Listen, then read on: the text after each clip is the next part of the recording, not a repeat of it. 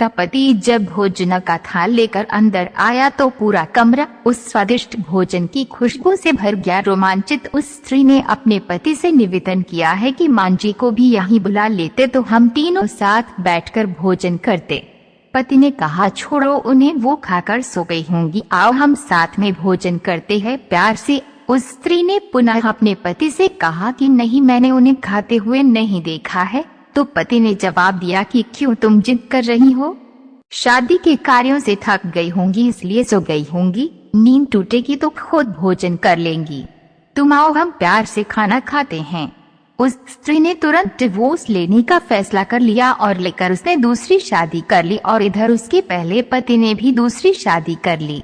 दोनों अलग अलग सुखी घर गृहस्थी बसाकर खुशी खुशी रहने लगी। इधर उस स्त्री के 2 बच्चे हुए जो बहुत ही सुशील और आज्ञाकारी थे।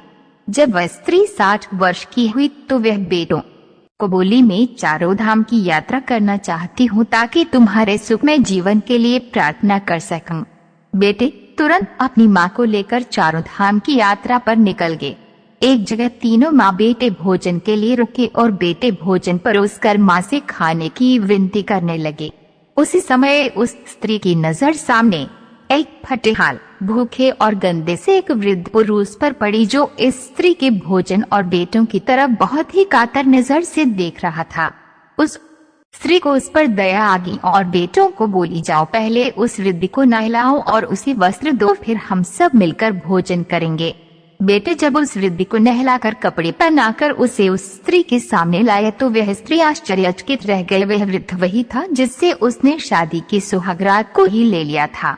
उसने उससे पूछा कि क्या हो गया जो तुम्हारी हालत इतनी दयनीय हो गई? तो उस वृद्ध ने नजर झुका के कहा कि सब कुछ होते ही मेरे बच्चे मुझे भोजन नहीं देते थे, मेरा तिरस्कार करते थे, मुझे घर से बाहर निकाल दिया।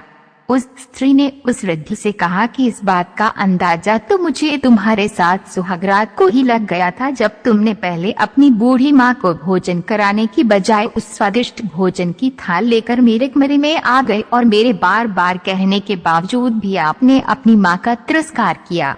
उसी का फल आज आप भोग रहे हैं। जैसा व्यवहार हम अपने बुजुर्गों के साथ करेंगे उसी देखा देखकर हमारे बच्चों में भी ये गुण आता है कि शायद यही परंपरा होती है। सदैव माँ बाप की सेवा ही हमारा दायित्व बनता है। जिस घर में माँ बाप हंसते हैं वहीं प्रभु बसते हैं।